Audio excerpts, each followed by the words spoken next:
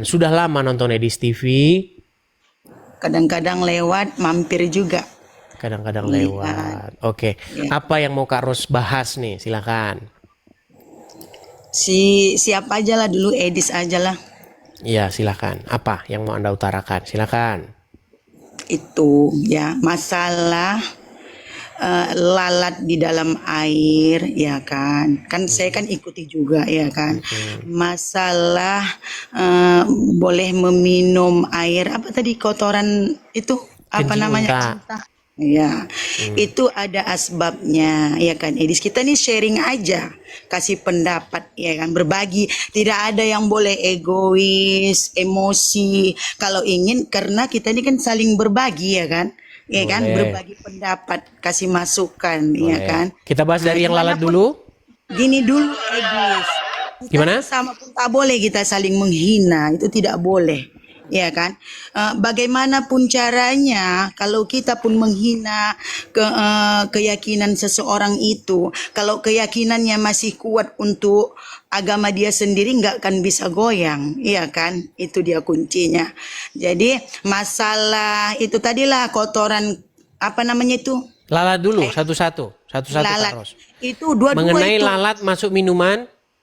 Ya, itu ada asbabnya, ya kan? Pada zaman dahulu itu, iya kan, kadang-kadang karena terjadi dulu kan seperti di Palestina, ya kan, dalam keadaan darurat, yang dimakan pun nggak ada, apapun yang mau diminum pun nggak ada. Jadi itu pada masa zaman Rasulullah dulu, iya kan, itu ada asbabnya, lagi Baik. terdesak. Bisa tunjukkan dalilnya? Ada asbabul nuzulnya? Loh, tapi kamu kan coba kamu bacalah dulu Baik, saya yang balikan ya masuk kamera itu. saya ya. Dari awal sampai Z ya. Baik, kita Awal bahas, sampai tampilkan. Z. Apakah ada asbabul nuzulnya atau sebab musababnya? Karena kalau saya baca hadis, Muhammad tuh tukang ngomong sendiri, nggak ada angin, nggak ada petir. Baik, lihat ya. Ini hadis. Matan hadis yang menceritakan berkaitan minuman yang dimasuki lalat adalah begini. Dari Abu Hurairah, beliau mendengar Nabi Shallallahu Alaihi Wasallam bersabda. Tidak ada di sini asbabul nuzulnya. Tiba-tiba saja Muhammad ngomong, apabila lalat termasuk ke dalam minuman salah seorang daripada kamu, maka rendamlah ia, maksudnya lalat itu, kemudian buanglah. Ini karena salah satu daripada sayapnya adalah penyakit dan di sebelah lagi adalah penawar. Dari Abu Hurairah bahwa Rasulullah bersabda, apabila lalat termasuk ke dalam bekas salah seorang dari kamu, maka rendamlah kesemuanya lalat, kemudian buanglah ia. Ini karena salah satu daripadanya adalah penawar, sebelah lagi adalah penyakit. Nih ya. Menurut para ulama, lalat tidak termasuk dalam perkara najis. Ini karena telah ijma ahli ilmu bahwa setiap yang tidak berdarah atau apabila terjatuh ke dalam minuman atau makanan tidak menjadi najis. Walaupun begitu, terdapat juga sebagian ulama yang mengatakan sebaliknya. Seperti biasa, Muslim itu selalu ada dua jawaban, ya. Ada yang bilang najis, ada yang bilang halal. Babi juga begitu, ada yang bilang najis, ada yang bilang halal. Nah, sekarang saya balikan dulu kamera saya, Kak Ros ya. Baik. Tadi Kak Ros bilang ada asbabul nuzulnya mengenai sulitnya air dan lain sebagainya. Kenapa Kak Ros berbohong? Baik, tunjukkan dalilnya. Tunjukkan dalilnya bahwa karena tidak ada air. Silakan. Dengar dulu, pada masa zaman Rasulullah itu memang sulit. Semuanya Oke, di itu mana masa dalilnya? perang. Masa perang, pada masa orang Quraisy dan para kafir memerangi Rasulullah. Begini Kak Ros, Tapi kamu janganlah emosi Kak Ros. Tidak, Tenang. saya nggak Nanti emosi. hilang lo cantiknya Kak Ros. Kalau marah-marah nanti cantiknya hilang. Diambil Saiton. Baik, gini. Kak Ros, tadi kan Kak Ros bilang bahwasanya karena air langka. Nah, coba tunjukkan dalilnya. ada asbabnya. Iya, Jadi mana? kami- Di mana makanya, asbabul dengar wurud dulu. dari hadis itu? Edis, dengar dulu. Kita ini belum orang yang fakar untuk membahas Al-Quran dan hadis, ya. Itu yang orang-orang yang fakar itu pada orang-orang yang Imam Syafi'i, Hambali, yang begitu-gitu yang bisa. Kalau gayok kakak kau ni pun dek, membahasnya itu tidak paham juga untuk membahasnya itu. Sekedar hanya membaca. Kupikir jawaban tadi yang keluar. Hanya sekedar membaca dirimu, ya Adis, kamu itu kan hanya membaca kan, membaca Al-Quran, arti Al-Quran itu kan, tapi kamu nggak tahu mentafsirkannya. Itu dia kuncinya. Makanya ilmu Allah itu tidak sembarangan. Apalagi orang-orang di luar Islam tidak sembarangan diberinya Jadi kunci. diceramahin saya. Oke, bisa gantian Kak Ros? Jadi saya dulu yang bertanya dengan dirimu, kan Kak, saya udah menjelaskan. Saya tanggapi dulu lah Kak Ros, kan belum saya tanggapi. Ya, Oke? saya dulu, karena lalat sudah saya bahas. Bukan, Ya, sebentar, saya tanggapi dulu ini sedikit saya tanggapi. Habis itu baru kita mau ngangkat tema yang lain, boleh? Baik. Ya, boleh. Saya tadi berpikir Kak Ros menunjukkan dalilnya. Ternyata bukan dalilnya, tetapi ngarangnya. Lalu, sebentar Kak Ros, tadi kan sudah ngomong, gantian boleh? Iya, boleh. Baik. Kemudian Kak Ros mengatakan bahwa kita ini tidak mengerti Al-Quran. Jangan ikut-ikutan saya, Kak Ros saja yang tidak mengerti. Kemudian Kak Ros mengatakan, yang mengerti itu adalah Imam Hambali, Imam Hanafi, katakan dan seterusnya dan seterusnya. Iya. Waktu saya membaca Al-Quran Kak Ros, tidak ada di dalam Al-Quran tertulis yang mengerti Al-Quran itu adalah Imam Hambali. Tidak ada. Kenapa orang Islam terus-menerus memfitnah Al-Quran? Tiap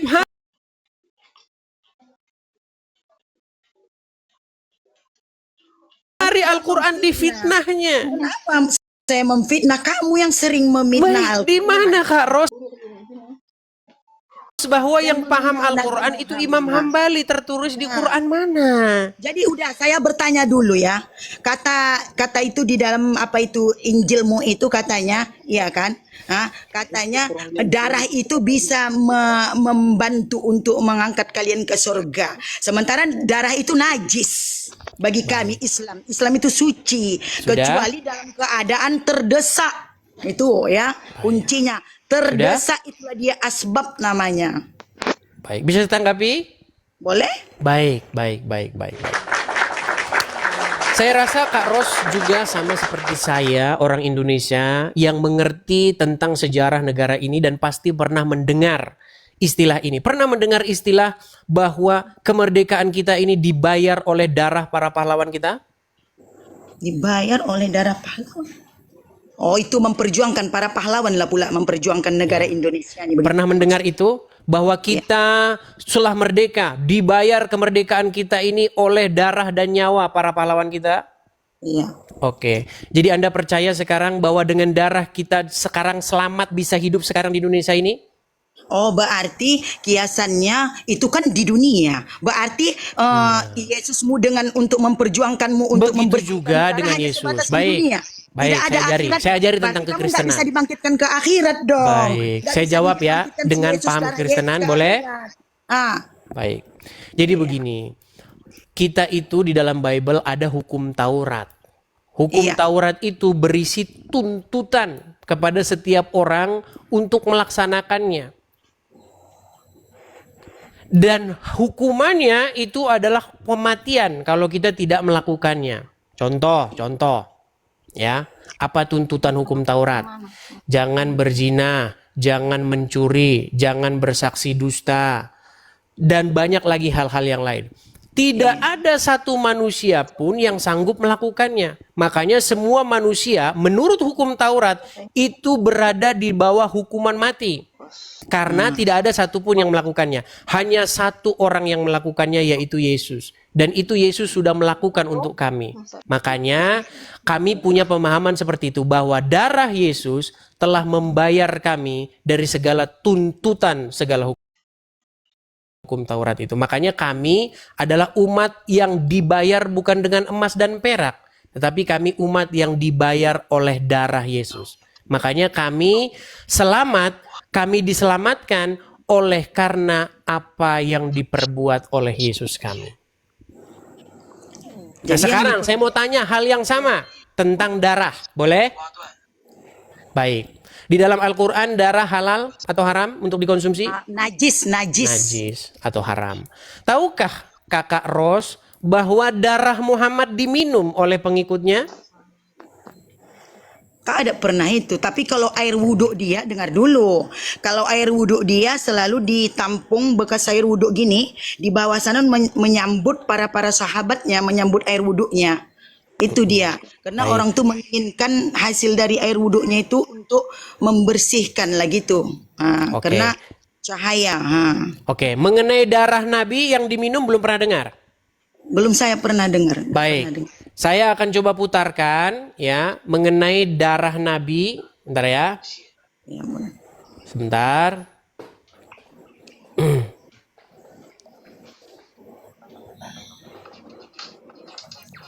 Karena banyak muslim yang tidak pernah mendengar ini ya teman-teman ya. Kita putarkan sebentar. Makanya saya heran juga ya. Baik, saya putarkan sebentar ya. Boleh. Ini dari Abdul Somad ya. Saya pernah dengar cerita tentang sahabat yang meminum darah Nabi SAW. Sedangkan dalam Al-Quran minum darah itu dilarang. Darah itu haram. Ini khususnya.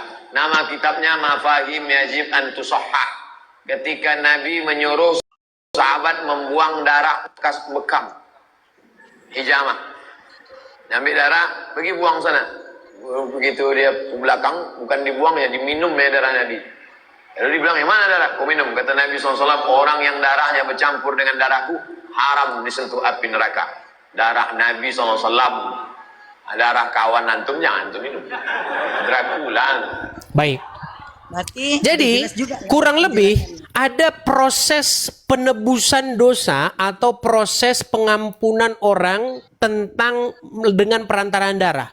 Di dalam Kristen sudah saya jelaskan bahwa di dalam hukum Taurat juga seperti itu, tidak ada pengampunan tanpa penumpahan darah. Karena dosa itu harus dibayar dengan nyawa. Kesalahan itu harus dibayar dengan nyawa. Nah, kami orang Kristen dibayar kami dengan nyawa, dengan darah. Yaitu Yesus yang melakukannya untuk kami. Nah, sementara dalam agama Islam juga ada. Tetapi bedanya kalau dalam agama Islam, minum darah. Wah, haram disentuh api neraka. Dengan cara diminum, betul? Ya, dengar penjelasan saya. Silakan. Setelah saya mendengar penjelasan Ustadz Abdul Somad tadi ya kan, kenapa? Ya, dengar ya. Yang diminum itu Nabi Muhammad. Nabi Muhammad itu adalah mukjizat yang diturunkan Allah untuk semua umat. Paham tidak? Dia nabi, utusan. Dengar, jangan dulu itu dipotong. Ya, dia nabi. Nabi itu, iya kan, membantu kita baik dari doa syafaatnya itu membantu kita untuk memasukkan kita ke surga. Doa. Dengan cara minum darahnya. Iya, boleh kalau diminum bagus berarti bagus. Berarti Karena Dracula betul? Hah? Dracula betul? Bukan Dracula, dia Duh, nabi. gimana sih? Kalau si Yesus itu Saya kasih contoh, si Kak Ros. Yesus itu Tenang, Kak manusia. Ros, tenang, Kak Ros yang cantik, tenang dong. Ya. Ya, aku jelaskan. Baik, begini Kak Ros, begini. Kalau ada gelas berisi darah, Ya. darahnya Udin, saya minum. Klek. Berarti saya seperti Dracula, betul? Minum darah, betul? Iyalah Dracula kalau Oke. meminum. Kalau diganti darahnya Muhammad, darahnya Muhammad, saya minum. Klek. Seperti Dracula juga nggak? Tidak juga karena dia Nah, beda kan kalau sudah saya bilang. Kalau bahas Muhammad mendadak berbeda. dengar dulu deh saya. Standarnya harus ganda. Ya, saya mendengar dulu penjelasan kakak deh. Biar kakak jelaskan juga itu masalah Silakan. Nabi Isa dan yang salib yang tercipta si Yesus kau tuh di patung itu, di apa itu di ini di tiang jemuran, ya kan? Kau jelaskan Tiang jemuran lagi katanya. Apa jadi Bagaimana, bagaimana? Kak Ros? Kami membuat Kak Ros. jemuran kayak gitu, dia tiangnya baru bisa. Oke. Baik, begini Kak Ros, begini. Kalau dengar dulu. kalian sering mengatakan itu loh Tuhannya orang Kristen digantung katanya. Begini Kak Ros. Kalau Yesus digantung di tiang salib, kemudian dimakamkan, Yesus bangkit. Yang sampai hari ini masih tergantung itu Tuhannya orang Islam. Dengar dulu. Lu tidak Dengar percaya? dulu. Itu makanya si Yesus yang disalib tergantung itu jangan kau samakan dengan Rasulullah. Baik. Rasulullah Nabi. Yang Baik. Isa, Nabi Sekarang Isa begini itu Kak bukan Ros. Nabi Sekarang saya Isa. tanya dulu Yang Kak disalib Ros. Itu biar kau tahu. Baik, sekarang saya tanya, Semua, Tuhannya dengar siapa dulu, yang sampai dengar sedetik dulu, ini masih dengar dulu, digantung? deh. Dengar dulu. Semua para rasul, ya, semua para nabi tidak Kak Ros, saya diizinkan punya pertanyaan Allah. sederhana Kak Ros. Dengar dulu. Kak Ros, Tidak diizinkan Allah baik, dibunuh baik. para Saya mau tanya manusia dulu yang sekarang pertanyaan berdosa. sederhana. Dengar Tuhannya dulu, siapa yang jangan sampai dipotong sekarang cakap masih saya, digantung?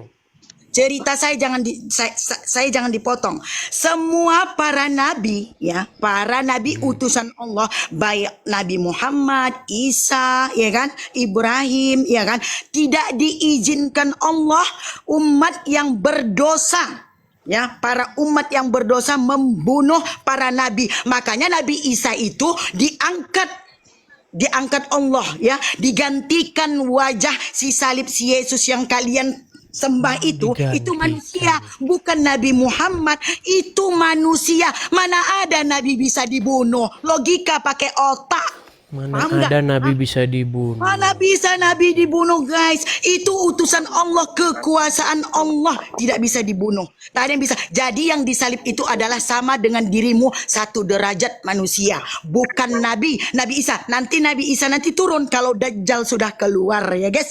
Lawan-lawan Dajjal itu adalah iblis yang paling besar adalah Dajjal. Lawan-lawannya nanti diturunkan Allah Nabi Isa, ya. Biar Sudah tahu bisa itu gantian? yang melawan Dajjal.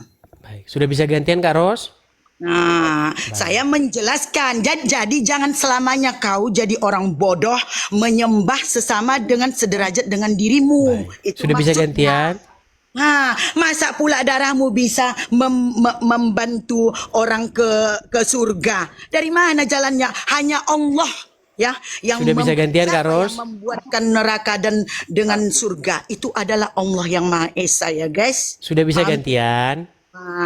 Bukan bukan si manusia yang kamu bunuh di Baik. palang jemuran itu. Bukan. Sudah bisa gantian? Ya, boleh. Baik. Jadi tadi saya mendengar penjelasan dari Kak Ros. Artinya Allah menggantikan orang yang disalib, wajahnya diserupakan jadi orang lain. Iya. Betul? Berarti tertipulah orang-orang, betul? Memang betul lah, sangat tertipu. Oke, Makanya siapa yang menipu? Siapa yang menipu? Allah yang menipu kalian. Berarti Allah menipu? Iya, bukan Selamat, Allah. Allah menipu. Maha Penipu. Allah yang menggulakan.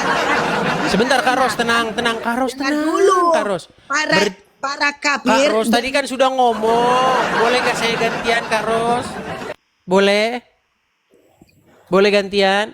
Boleh. Boleh. Jadi Allah mengganti orang lain, wajahnya diserupakan, nggak tahu siapa, tiba-tiba diganti ya orangnya. Iya. Berarti ada umat yang tertipu dan penipunya adalah Allah, betul? Bisa aja Allah kun fayakun. Oke. Kalau mau dia Berarti perbuat, Allah menipu, betul? terjadilah. Berarti Allah menipu, betul? Karena kejahatan. Jangan karenanya dulu. Berarti Allah menipu, betul? Kejahatan para orang kafir yang ingin Ah. membunuh Nabi Isa.